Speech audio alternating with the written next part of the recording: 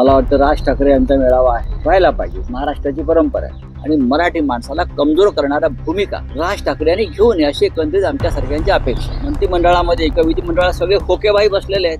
हे सुद्धा प्रतिमाभंजन करणारे विधान आहे. मग तुम्ही राज ठाकरेंवरती खटला दाखल करताय का? राष्ट्रीय स्वयंसेवक संघाला त्यांच्या पसंतीचा अध्यक्ष या वेळेला हवाय. सगळ्या पत्रकारांचं स्वातंत्र्य कायम राहो. नरेंद्र मोदी हे 11 वर्षांनंतर संघ मुख्यालयात जात आहेत प्रधानमंत्री झाल्यावर. त्यांना आता अचानक जाण्याची गरज का भासली संघ मुख्यालय? या देशाचं स्वातंत्र्य इतकं कमजोर नाहीये की एखाद्या कवितेमुळे एखाद्या गाण्यामुळे ते डळमळीत होईल. सारख्या लोकांना मदत करणं हे महाराष्ट्राच्या एकंदरीत अस्मितेला आणि स्वाभिमानाला परवडणार नाहीये आणि मराठी माणसाला कमजोर करणाऱ्या भूमिका राज ठाकरे यांनी घेऊ नये अशी एकंदरीत आमच्या सर्वांची अपेक्षा आहे. कुणाल कामरावर आणखी 3 गुन्हे दाखल झालेले आहेत. आज सामनामध्ये रोकटोकमध्येही कुणाल कामराचं समर्थन केलं गेलं आहे आणि शिंदे आणि महायुती सरकारवर निशाणा साधलेला आहे. बघा, कुणाल कामराचं किंवा इम्रान प्रतापगडी हे लिहिणारे बोलणारे असे लोक आहेत. सुप्रीम कोर्टानं समर्थन केलं आहे, मी कशाला करू?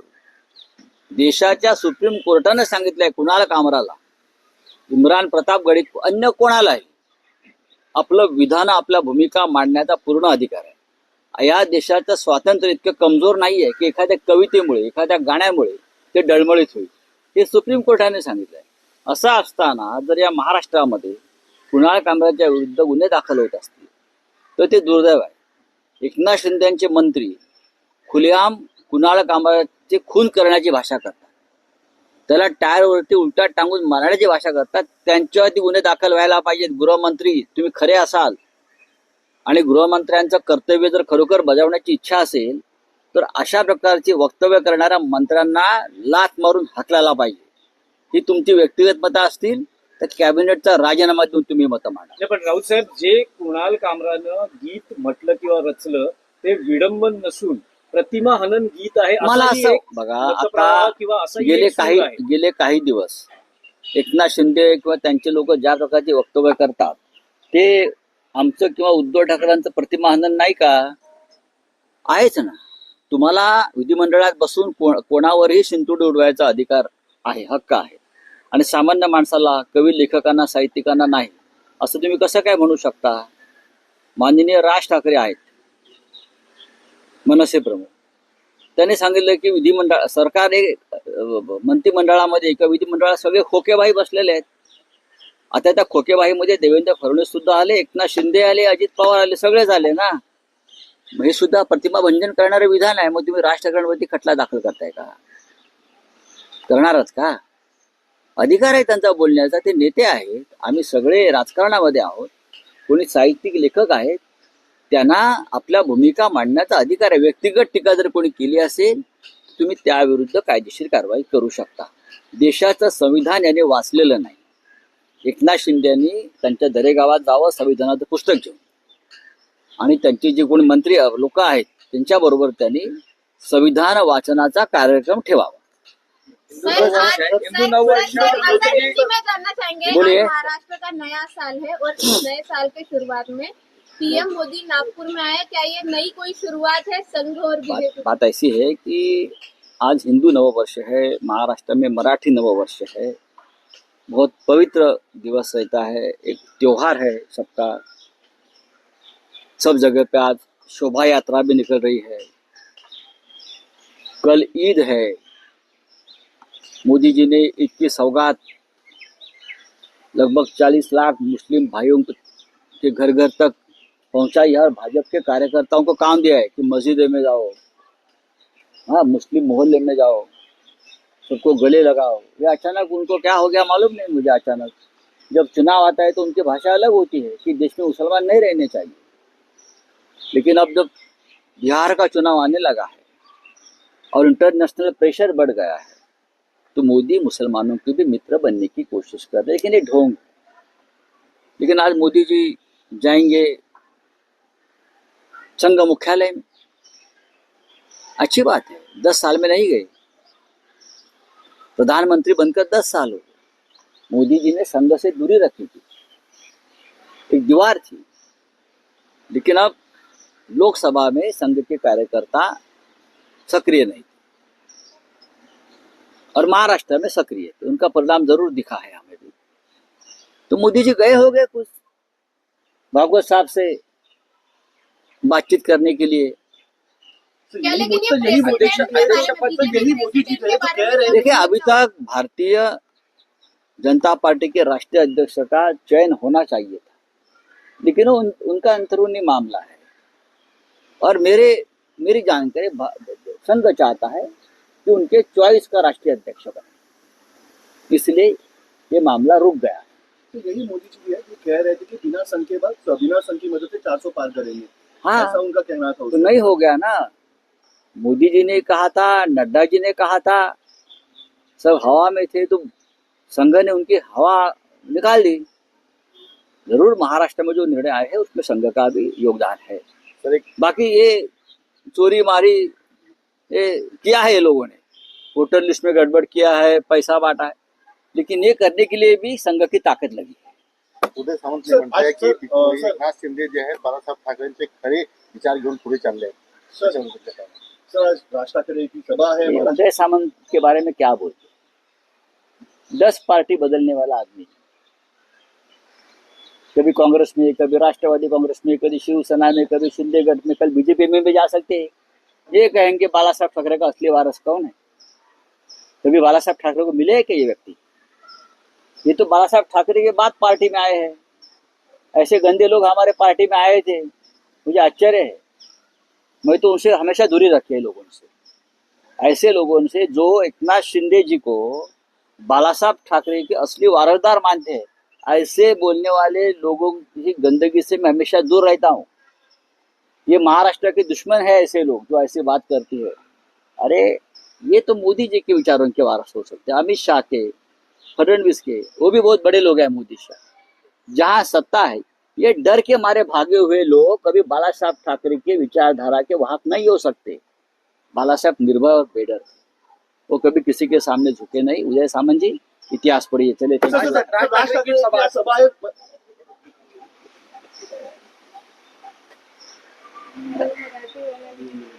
आज कुछ खास नाही। नवीन वर्षाच्या आपल्या सगळ्यांना शुभेच्छा। सगळ्या पत्रकारांचं स्वातंत्र्य कायम राहो।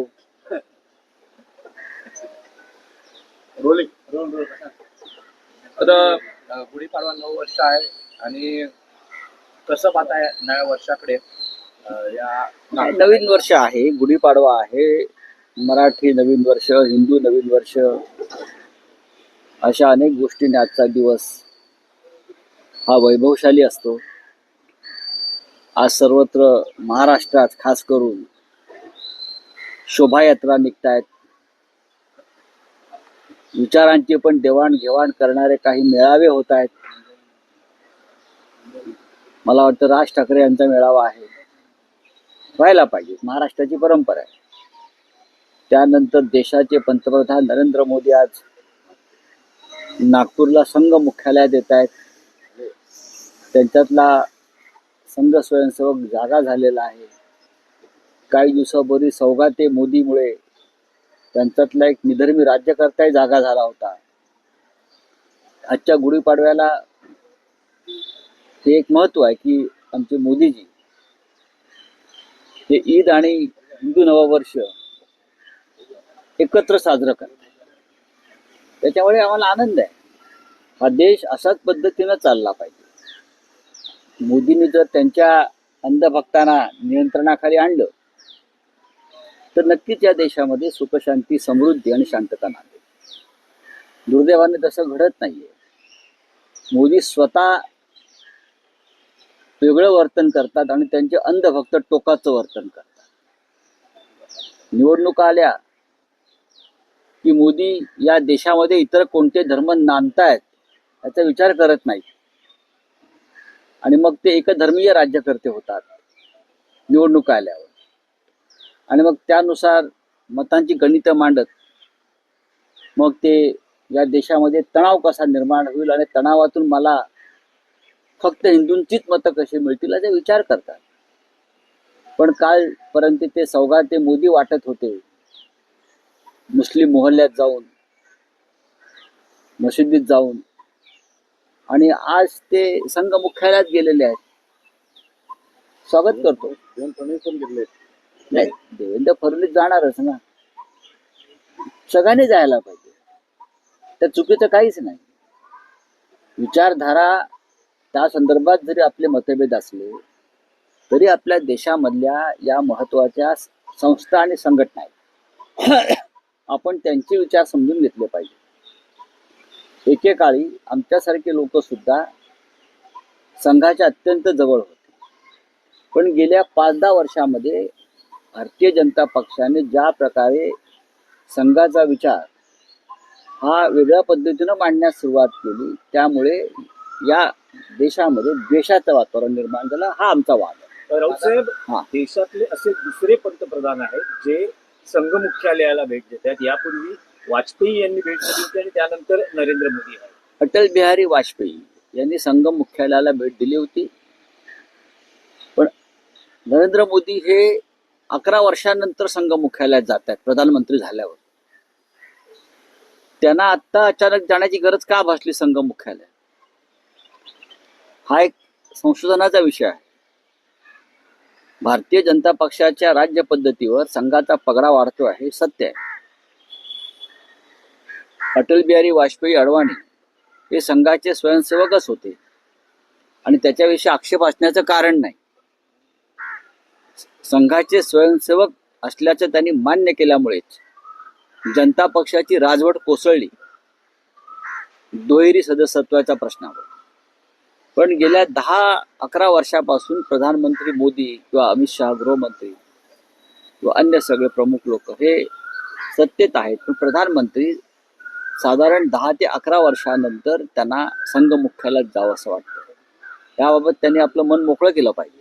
त्यांना आज का जावं असं वाटतं? यामागचं असं विश्लेषण केलं जात आहे की संघ आणि भाजप यांमध्ये लोकसभा निवडणुकीच्या काळात जो दुरावा निर्माण झाला होता, विशेषतः JP नड्डा जे विद्यमान अध्यक्ष आहेत त्यांच्याकडून संघाबाबतीत झालेली विधानं असतील आणि मग त्यानंतर संघाशी पुन्हा एकदा जुळवून घेण्याचा प्रयत्न होतोय. त्यानंतर ज्या 3 विधानसभा मोदींचा स्वभाव पाहता ते फक्त एखाद्याशी सत्तेसाठी जुळून घेऊ शकतात. बाकी वैचारिक दृष्ट्या भावनिक दृष्ट्या जुळवून घेतील असं मला वाटत नाही. त्यांचा स्वभाव, ज्याला इंग्रजीत तुम्ही ॲटिट्यूड म्हणता, ते फक्त सत्तेसाठी किंवा सत्ता टिकवण्यासाठी जुळून घेऊ शकतात. JP नड्डा यांच्या अध्यक्षपदाचा कालखंड संपलेला आहे आणि माझ्या माहितीप्रमाणे राष्ट्रीय स्वयंसेवक संघाला त्यांच्या पसंतीचा अध्यक्ष या वेळेला हवाय. त्याच्यामुळे भाजपच्या राष्ट्रीय अध्यक्षांची निवड लांबली. आता हा त्यांचा अंतर्गत प्रश्न आहे. मी संघ आणि भाजपा यांना वेगळे मानतच नाही. एकाच नाण्याच्या 2 बाजू आहेत. जरी आमचा राजकारणाशी संबंध नसला असं जरी ते म्हणत असले किंवा भाजपवाले आमचा संघाशी संबंध नाही असं म्हणत असले, तरी दोन्हीही संस्था, एक राजकीय पक्ष आहे, एक त्यांची संस्था आहे, हे दोन्ही एकच आहेत आणि एकमेकाच्या विचारांना हातात हात घालून काम करत असतात. कोणी कोणती भूमिका कधी घ्यावी त्यांचं ठरलेलं असतं. तर नरेंद्र मोदी संघ मुख्यालयात गेले यात मला आश्चर्य वाटण्याचं कारण नाही. नरेंद्र मोदींनी त्यांच्या सामाजिक जीवनाची सुरुवात ही संघाचे प्रचारक म्हणून केली. त्यांनी संघाच्या कार्यालयात काम केलेलं. अगदी त्यांचे जर फोटो प्रसिद्ध झाले त्या कार्यालयामध्ये झाडू मारण्यापासून त्यांनी काम केलं. संघाचे प्रमुख प्रचारक लक्ष्मणराव इनामदार हे त्यांचे गुरु आहेत. लक्ष्मणराव इनामदार यांच्या अध्यक्षपदाचा कालखंड संपलेला आहे आणि माझ्या माहितीप्रमाणे राष्ट्रीय स्वयंसेवक संघाला त्यांच्या पसंतीचा अध्यक्ष या वेळेला हवाय. त्याच्यामुळे भाजपच्या राष्ट्रीय अध्यक्षांची निवड लांबली. आता हा त्यांचा अंतर्गत प्रश्न आहे. मी संघ आणि भाजपा यांना वेगळे मानतच नाही. एकाच नाण्याच्या 2 बाजू आहेत. जरी आमचा राजकारणाशी संबंध नसला असं जरी ते म्हणत असले किंवा भाजपवाले आमचा संघाशी संबंध नाही असं म्हणत असले, तरी दोन्हीही संस्था, एक राजकीय पक्ष आहे, एक त्यांची संस्था आहे. हे दोन्ही एकच आहेत आणि एकमेकाच्या विचारांना हातात हात घालून काम करत असतात. कोणी कोणती भूमिका कधी घ्यावी त्यांचं ठरलेलं असतं. तर नरेंद्र मोदी संघ मुख्यालयात गेले यात मला आश्चर्य वाटण्याचं कारण नाही. नरेंद्र मोदींनी त्यांच्या सामाजिक जीवनाची सुरुवात ही संघाचे प्रचारक म्हणून केली. त्यांनी संघाच्या कार्यालयात काम केलेलं. अगदी त्यांचे जर फोटो प्रसिद्ध झाले त्या कार्यालयामध्ये झाडू मारण्यापासून त्यांनी काम केलं. संघाचे प्रमुख प्रचारक लक्ष्मणराव इनामदार हे त्यांचे गुरु आहेत. लक्ष्मणराव इनामदार यांच्याविषयी ज्यांना माहिती आहे ते एक त्यागमूर्ती होते. लक्ष्मणराव इनामदार हे त्यागमूर्ती होते. त्यांनी अत्यंत खडतर परिस्थितीमध्ये महाराष्ट्रात आणि देशामध्ये संघाचा प्रचार केला. ते साधे होते, त्यांची राहणी साधी होती, प्रखर राष्ट्रवादी होते आणि नरेंद्र मोदी त्यांना आपले गुरु मानतात. आता गुरुचे किती गुण त्यांच्यामध्ये गेले ते गेल्या 10 वर्षात आपण पाहिलं. नाही, पण राऊत साहेब असं म्हटलं जातं आहे की भाजपच्या अध्यक्ष निवडीबाबत आज मोहन भागवत आणि नरेंद्र मोदी यांची चर्चा होईल. नक्कीच अशी बाहेर चर्चा आहे. ज्या अर्थी JP नड्डा यांची मुदत संपून सुद्धा नवीन अध्यक्ष भाजपा नेमू शकलेला नाही, त्या अर्थी राष्ट्रीय स्वयंसेवक संघाचा भारतीय जनता पक्षावरती अखंडित दबाव आहे. लोकसभा निवडणुकीत जो भाजपचा पराभव झाला त्याचं कारण संघ कार्यकर्ते प्रचारापासून दूर राहिले आणि विधानसभा निवडणुकीत खास करून महाराष्ट्रासारख्या राज्यामध्ये भाजपाचा विजय झाला. संघाने दाखवून दिला आम्ही काय करू शकतो आणि काय करू शकत नाही. संघ कार्यकर्ते मोठ्या प्रमाणामध्ये प्रचारात उतरले. महाराष्ट्रामध्ये हजारो सभा घेतल्या, लहान लहान सभा घेतल्या, लोकांपर्यंत पोहोचले आणि महाराष्ट्रामध्ये त्याने भारतीय जनता पक्षाच्या विजयामध्ये हातभार लावला. बाकी इतर तांत्रिक गोष्टी आहेत, चोऱ्या माऱ्या लांड्या लवाड्या, पण संघाचा यात सहभाग आहे. अगदी मतदार याद्यांमध्ये नावं काढण्यापासून एखाद्या भागात आणि नावं घुसवण्यापर्यंत संघाची यंत्रणा काम करत होती. शेतकऱ्यांची कर्जमाफी शक्य नाही असं म्हटलं जात आहे. आता सत्ताधारी सगळ्याच तिन्ही पक्षाचे सत्ताधारी त्याची पुढे होत आहेत. एक असं आहे की अर्थमंत्री अजित पवार यांची विधानसभा निवडणुकीपूर्वीची भाषा, देवेंद्र फडणवीस, एकनाथ शिंदे यांची भाषा पूर्णपणे वेगळी होती. लाडक्या बहिणीने 2100 रुपये देण्यापासून ते कर्जमाफीपर्यंत करणारच चवर जोर देऊन सांगत होते. आता अजित पवारांनी हात वर केलेले आहे. खरं म्हणजे अजित पवारांनी राजीनामा द्यायला पाहिजे. जर ते कर्जमाफी करू शकत नसतील आणि लाडक्या बहिणींना 2100 रुपये देणार नसतील तर महाराष्ट्राच्या जनतेचा वचनभंग केल्याबद्दल त्यांचा राजीनामा जनतेने मागण्यापेक्षा त्यांनी स्वतःहून नैतिकतेच्या मुद्द्यावर राजीनामा दिला पाहिजे. आजच मी दुसरे उपमुख्यमंत्री एकनाथ शिंदे यांचं वक्तव्य मी ऐकलं किंवा पाहिलं. जेव्हा अजित पवार किंवा त्यांच्या युतीनं ही घोषणा केली की 2100 रुपये देऊ लाडक्या बहिणींना, लाडक्या भावांना आणि शेतकऱ्यांची कर्जमाफी करू, तेव्हा राज्याच्या मुख्यमंत्रीपदी एकनाथ शिंदे होते. त्याच्यामुळे ही जबाबदारी एकनाथ शिंदे यांची जास्त आहे. ते मुख्यमंत्री असताना तुम्हाला जनतेला वचन दिलं आणि आज ते डेप्युटी सीएम आहे. आजच त्यांचं मी आता पाहिलं, काही झालं तरी आम्ही आमचं वचन पूर्ण करणार. कसं करणार? तुमचे अर्थमंत्री आणि डेप्युटी सीएम नाही म्हणताय. एकनाथ शिंदेने करावं की जोपर्यंत तुम्ही शेतकऱ्यांना कर्जमाफी देत नाही आणि लाडका बहिणींना 2100 रुपये देत नाही तोपर्यंत मी देवगिरी बंगल्याबाहेर उपोषणाला बसेन. त्याने उपोषणाला बसावं त्यांच्या लोकांसह. जनतेचे नेते आहेत ना, ते लाडके भाऊ आहेत, बहिणींचे लाडके भाऊ आहेत, शेतकऱ्यांचे लाडके पुत्र आहेत आणि ते मुख्यमंत्री असताना त्यांनी वचन दिलेलं आहे. त्याच्यामुळे त्यांना दाखवावं लागेल की मी वचनाला किती पक्का आहे. प्राण जाय पर वचन न जाय ही एका शिवसैनिकांची आणि मराठा मावळ्याची एक भूमिका असते. प्राण जाय पर वचन न जाय. तुमच्या डोळ्यासमोर लाडका बहिणींची फसवणूक चालली आहे. एकनाथ शिंदे, शेतकऱ्यांना गंडवलं जात आहे. तुम्ही काय करताय? सरकारमध्ये बसून अजित पवारांच्या दारासमोर उपोषणाला बसा, आंदोलन करा. शिवसेनेचा आत्मा आंदोलन आहे. जर तुम्ही खरे शिवसैनिक असाल, तुमच्याकडे जरी नकली शिवसेना असली तरी तुम्ही स्वतःला शिवसैनिक मानता ना. मग देवगिरीच्या बाहेर करा आंदोलन. राऊतसाहेब, आज मनसेचा गुढीपाडवा मेळावा शिवाजी पार्कवर आयोजित केला जातो आहे. राज ठाकरे भाषणात काय भूमिका आता मांडणार मी कसं काय याकडे सांगू? लक्ष असेल, कारण राज ठाकरेंची विधानं ही नेहमी राज चर्चा आणि ठाकरे बातमीचा विषय बघा, ठरतात. राज ठाकरे यांचा पक्ष सध्या भारतीय जनता पक्षाचा मित्र पक्ष आहे. आता मित्र पक्षाचा भाजपच्या मित्र पक्षाचा तो मेळावा आहे, त्याच्यामुळे त्यांची भूमिका मी पाहतो ही भाजपा धर्जिणी किंवा मोदी अमित शहा यांना धरून असते. त्यांच्या घरी लोक चहा पानाला येतात, सगळे हे भाजपचे वगैरे. आता ते त्यांनी काही जरी भूमिका घेतली तरी त्या भूमिकेवरती भाजपची छाप असेल, भाजपचा प्रभाव असेल. उद्याच्या महानगरपालिका निवडणुकीमध्ये भारतीय जनता पक्षाला सोयीची काय भूमिका घेता येईल अशी भूमिका राज ठाकरे घेऊ शकतात. यापूर्वी त्यांनी घेतलेली आहे.